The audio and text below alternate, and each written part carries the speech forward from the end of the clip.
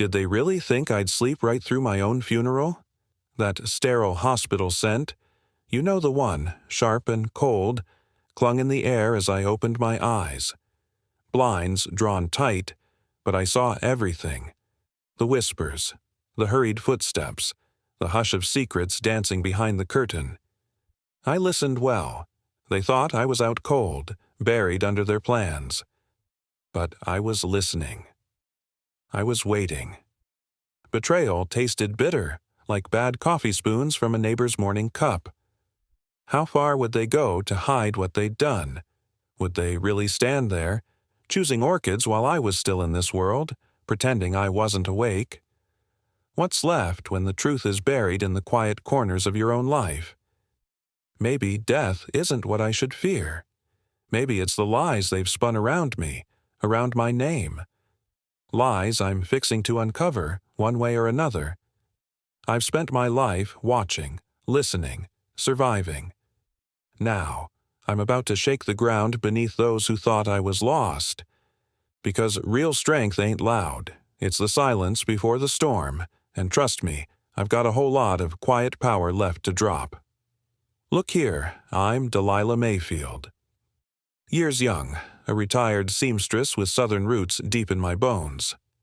Raised my boy, Tyrone, after his daddy passed when he was barely more than a kid.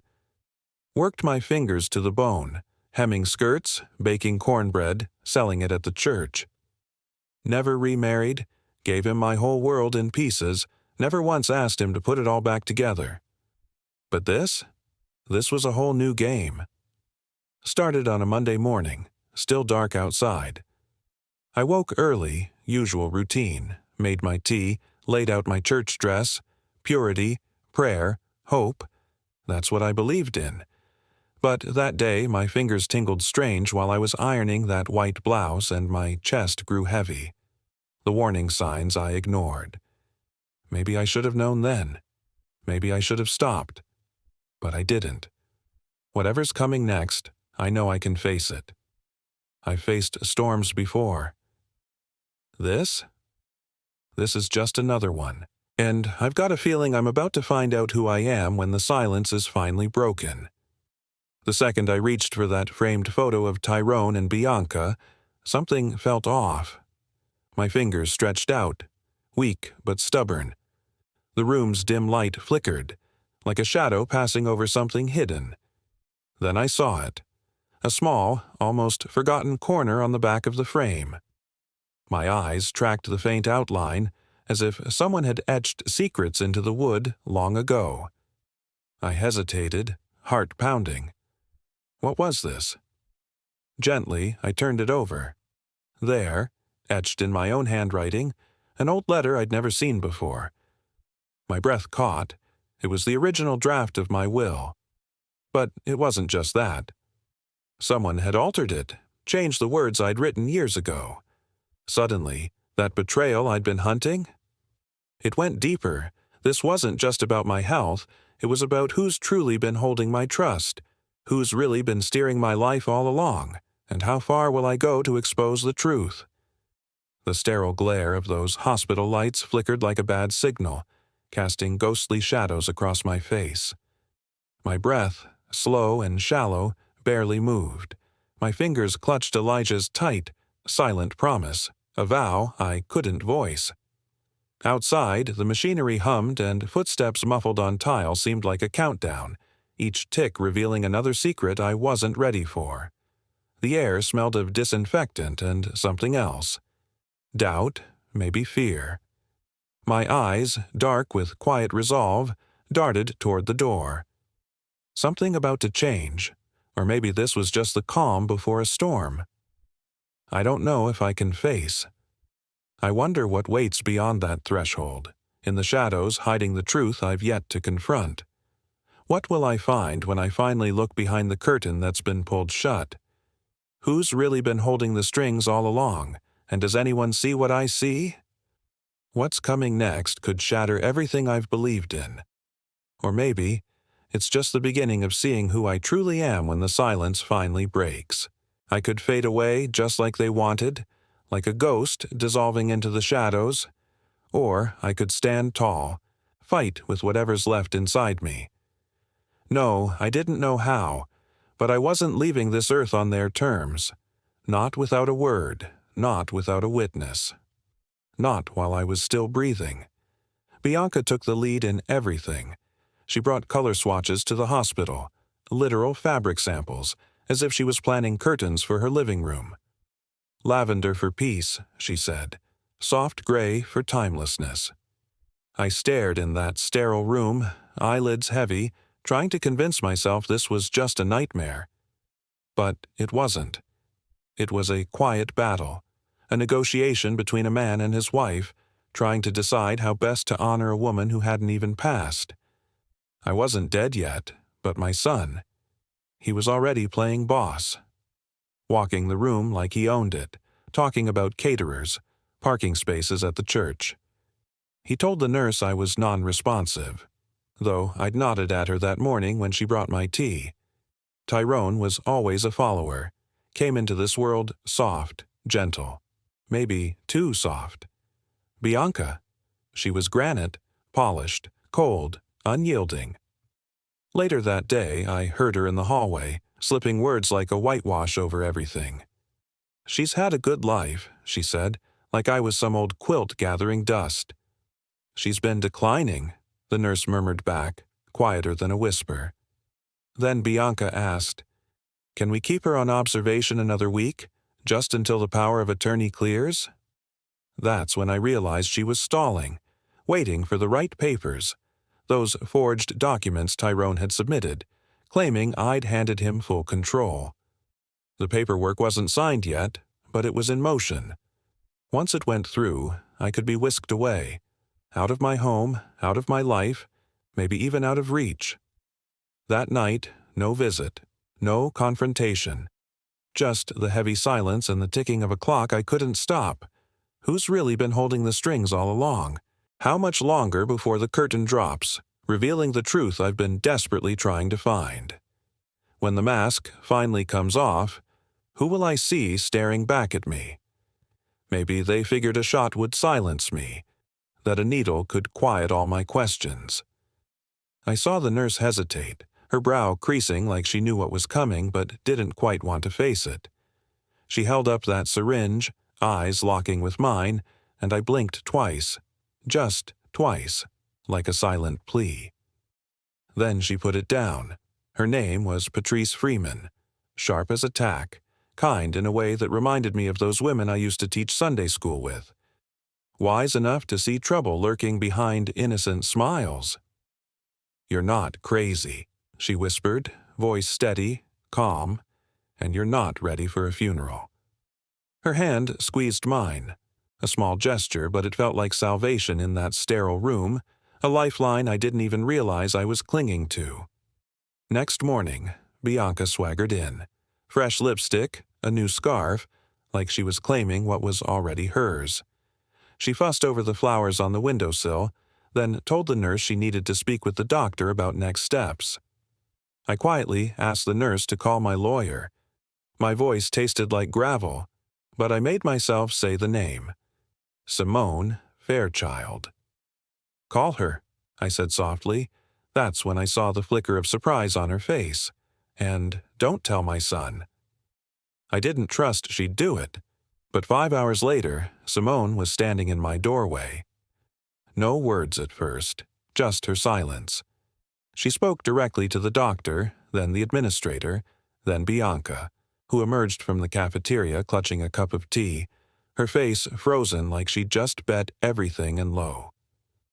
That night, Delilah sat alone in her dimly lit living room, the weight of it all pressing down like heavy rain. Outside, the wind whispered through the old pines, rustling the leaves and carrying secrets she'd never wished to hear. Her eyes flicked toward the unopened envelope resting on the table, a folded piece of paper that might hold the answers she desperately needed. Her trembling fingers reached out, but she hesitated. What were they hiding in those plans? Why did her gut tingle with dread each time she thought about the truth buried just beneath the surface? Suddenly, the quiet was shattered by the faint glow of headlights illuminating the porch, a cold shimmer that threw long, eerie shadows across the wood. An instant jolt of adrenaline shot through her, and her heart hammered in her chest. Was it someone coming to finally tell her what she already suspected, or just the ghosts of her restless nights playing tricks on her? The silence grew thick and oppressive. Then came that slow, ominous tap, knock, knock, knock, at the front door. Who could it be at this hour with so much left unsaid? What secrets waited beyond that threshold? There's no turning back now. The story's about to take a turn no one saw coming. Delilah Mayfield stood at the old barn, the chill of night creeping through her bones. Shadows stretched long, cloaking the world in silence. Her hand trembled as she dug into the hay, her fingers finding something unexpected. A small, weathered box, buried soft beneath the straw, its edges worn from years of hiding. She clutched it tight, heart pounding. Inside, a faded letter and a silver locket shimmered, caught by the moonlight, whispering secrets of betrayal soaked in silence. Her breath hitched. What truths lay just beyond reach? Just as her fingertips brushed the letter's edge, the distant rustle of leaves and a faint snap of twigs froze her in place. Who's lurking in those dark woods? What will they try to reveal next? Every nerve on high alert, Delilah's world teeters on the edge of revelation. Standing there, last night's calm about to shatter, she feels the weight of it all. Loss, betrayal, and a secret long buried, ready to come crashing out in the moon's cold glow. The evening air hung heavy as Delilah Mayfield stepped into her quiet kitchen. The faint scent of rain still lingered outside, a mix of damp earth and lingering hope. She clutched the torn edges of that letter, the one she'd read 100 times, but still couldn't quite believe. Her eyes narrow, nostrils flare, and her silent strength tightens with frustration and heartbreak.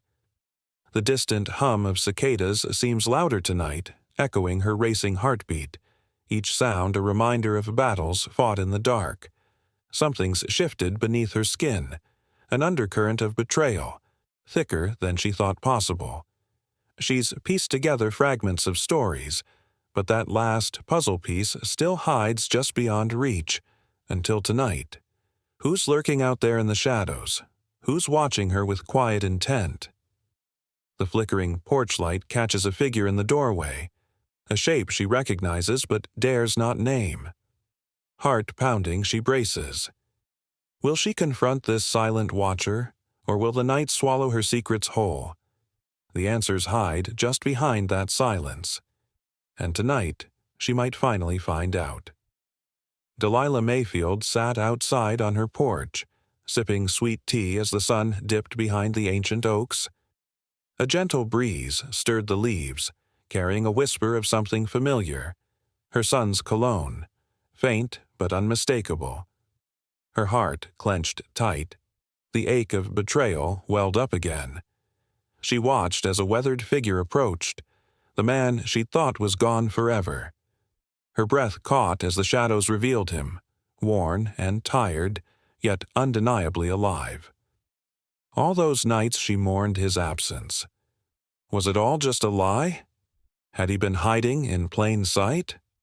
The deception felt cruel, twisted like the roots beneath her feet. But something about him, about this moment, made her hesitate. Her fragile hope tangled with her pain, a confusing mix of shock and a strange flicker of relief. The story she thought she knew. It was turned upside down. Her world was about to change forever. What if the truth wasn't what she'd feared? What if, after all this suffering, she could find a way to heal, or finally face what's real? That warm dusk settles in, magnolia scent lingering in the humid air. The porch creaks beneath Delilah Mayfield's feet, like it's holding stories as old as her roots. She stands there, gaze fixed beyond the horizon where the sky blushes in fiery pinks and purples, her mind drifting through moments she's tried to forget, but can't. Memories flood her, the betrayal from her own flesh and blood, her heart aching from a trust broken wide open, her silent strength, the resilience carved into every line of her face, whispers of battles fought in silence. A soft leaf rustled nearby, a reminder she's not alone. The truth waits just beneath the surface, hidden behind the calm. Tonight, she wonders, can she survive the storm that's finally breaking without losing herself in the chaos? Her resolve is steel, forged by losses no one sees, and she's quietly determined to face whatever comes, not just for her, but for the truth she's sworn to uncover. The scent of blooming magnolias drifts in the warm afternoon air, mingling with the faint mustiness of old memories. Delilah Mayfield stands silently on her porch, fingertips resting on the rough bark of an ancient oak. Her eyes drift over the horizon, but her mind is caught in the past, in whispers of her mama's gentle voice, the laughter of grandchildren echoing through the yard, and a broken locket she once clutched tightly, her most treasured keepsake that now feels like just another faded memory. The leaves rustle softly. Even nature seems to murmur secrets she's yet to uncover. Her heart aches. Betrayal from her own son and his wife has cut deeper than any storm. Yet beneath that pain, her resilience holds firm. This woman, raised in the southern soil, has weathered too many storms to break now. She wonders, can she survive what's coming, or will this be the moment her quiet strength finally shatters? The porch's quiet hum feels heavier than usual tonight. Shadows flicker from that old porch light, flickering like the ghosts of the past. Delilah Mayfield stands there, her hand trembling as she carefully unfolds an old, crinkled envelope she just found tucked away in the attic. It's yellowed by time, the edges torn, but the words inside still whisper secrets she never dared to face. Her eyes flicker over the faded handwriting, her son's name scrawled across the paper, love and danger tangled in every line. Her pulse quickens. Could this be the truth she's been hiding from? Does it hold answers that could rip her world apart, or finally set her free? Just then, a faint rustle behind the door breaks the silence. She whispers, "What in tarnation does this say?" But her voice trails off. The air thickens, and she's caught in a moment where revealing the truth could either save her or swallow her whole. Will she dare to read it, or turn away from the storm headed her way? Under the dim glow of the porch light, Delilah Mayfield stands like a statue, silent, steady, eyes fixed on the weathered door. The cool scent of rain lingers in the air, faintly earthy as if the storm outside is waiting for something to stir. She holds a crumpled letter, her fingers trembling just a little, but her face remains calm, proud, unyielding. Moments ago, she found it tucked away, hidden behind the wall. A photograph, taped and forgotten, revealing her son's wife smiling, not alone, but with a woman she'd mourned long ago, her own mother, long believed dead. The world spins. Her heart pounds. The betrayal runs deeper than words. The photograph whispers secrets she never expected to uncover, twisting her grief into shock. How could this be? How could she have been living in a lie this whole time? Amid tears, her eyes sweep over the image, her heart aching yet resolute. This tangled family web, the secrets buried long ago. These riddles threaten to swallow her whole. But Delilah Mayfield, she's seen storms before. Her roots run deep here. Still, the question lingers. How much more can she endure before everything she's built starts to crumble? And as she faces her own heartbreak, a whisper of something darker, an unspoken truth waiting in the shadows, she knows this is just the beginning. The storm she thought she'd weather is only just gathering speed. The porch swings gently sway as the sun dips low, casting long shadows over the porch. Delilah Mayfield sits quietly, her weathered hands clutching a faded photograph. The scent of warm bread still lingers from the kitchen, mingling with the earthy rain scent drifting on the breeze. Children's laughter echoes faintly in her memory, like a distant song she can't quite catch. Her eyes linger on her son's face. the innocence, the trust. But now, tears threaten to spill. She brushes her fingers over the photograph's edge, trembling just a little. The betrayal runs deeper than she ever thought possible. The truth dances on the edges. Hidden family secrets, lies that have festered for years. How could she have been living in this chaos? Her heart aches, yet stubborn resolve steels her spine. This life, her family, built with so much hope, could it survive the storm, or would everything she's fought for crumble under the weight of deception? The magnolias whisper softly, as if sharing her secrets. Her mind races. How much more pain can she take before she's forced to face a final truth? Maybe tonight, she's finally ready to see what's really been hiding in the shadows all along. I remember sitting on that old porch swing, the oak trees casting long shadows in the late afternoon light. The scent of magnolia drifts through the air, heavy and sweet. My palms grip the worn rope tight, feeling the roughness beneath my fingertips, grounding me as memories flood back. I hear that innocent laugh of my boy, echoing from years ago. I see Sunday dinners piled high with love, laughter filling our home. But today, everything's shifted. The weight of betrayal presses deep, harder than any storm we've faced. Silence settles. The breeze shifts, carrying the faint smell of rain. I wonder, how much more can I take? Could this pain finally break me? Or will that quiet strength inside keep me standing? I look at the photo, him, her, us, and wonder what's real anymore. There's a darkness hiding in the shadows, secrets so big they threaten to swallow everything whole. Still, I know one thing. My resolve is as stubborn as the old oak's roots. I've weathered storms before. I will survive this one too. And I'll find the truth buried beneath all the lies. Because after all, a wildflower can break through concrete if it has enough resilience. This is just the beginning, and I won't go down without a fight. The porch is quiet except for the soft rustle of leaves, the kind of hush that feels heavy. Delilah Mayfield sits still, clutching that faded photograph, in her hand and in her soul. The kind of silence where 1,000 memories swirl, fading in and out like the ghost of a breeze. That smell of magnolias drifts softly through the air, a fleeting reminder of bygone summers. Her boy, Elijah, laughing as they fished by the creek, the sunlight dappling his face. Yet now, everything's different. That innocence, that trust, feels like it's slipping through her fingers. She's watched her world unravel, one piece at a time. The betrayal runs deeper than she ever dreamed. Shadows of family secrets, lies she didn't see coming, now threaten to swallow her whole. Her heart aches, but her backbone doesn't break. Instead, it steels.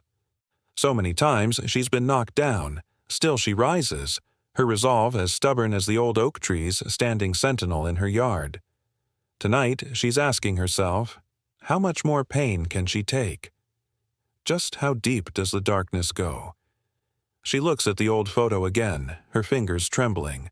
That boy and her, laughing, innocent. Was it all just pretend? Or is there a truth worth fighting for still buried beneath the lies? Something hidden in the shadows, waiting to come to light. And she wonders, how much more of herself can she lose before there's nothing left?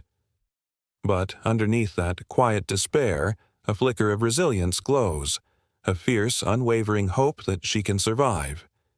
Because she's weathered storms before. She's seen rage, loss, and injustice. But she's still here, and she'll dig through every lie, every broken piece of her story, to find the truth buried beneath it all. That's what keeps her standing, knowing like the magnolia's perfume in the evening air, that maybe, just maybe, she's stronger than all of it. Because life, after all, isn't about how hard you fall. It's about how fierce you are when you get back up, alone, but unbroken. She'll weather this storm, one way or another, Her spirit, so proud, so resilient, refuses to be shattered. And someday she'll tell her story, raw, honest, and plain, because that's the only way to truly heal. That day, the kind of quiet where everything feels heavy, I realized something. I looked at Elijah, my boy, and thought, this is what almost losing you looks like, waiting for words that wouldn't come. So I just reached out, my hand trembling, placed it gently on his head. Not to forgive, not to fix, just to remind him what a mother's touch feels like when all the noise around us finally fades. He stayed there, silent, still. And then Elijah walks in, sees us. No words, just a brother's instinct. He wraps his arms around us both, like he did in the hospital, back when I was slipping under the surface. But now, look at us, we're above it. Breathing again. And in that quiet moment, I knew. Love doesn't always have to roar to be real. Sometimes it just rests its head in your lap and stays quiet. When Tyrone left that evening, he didn't ask about the will, didn't ask for keys or promises, just kissed my forehead and walked away, like a man trying to earn back the right to be called son. I sat on the porch, wrapped in my shawl, the breeze tugging at my skirt. The world looked softer, not fixed, but kinder somehow. I glance at the garden, new buds popping up, red ones, those he used to plant, those I always hoped he'd see again. Folks ask if I forgive Tyrone. I don't say much. Forgiveness. It's not something you shout into the wind. It's something you plant deep, in silence, and if it grows, well, it grows quietly, just like love. Inside, in that quiet place only a mother knows, despite all the pain, my love still lingers, maybe even stronger. Because some things, some people are worth loving still, long after they've stopped loving you back. And I am still here, still breathing, still standing. That's enough to carry me through whatever storms come next.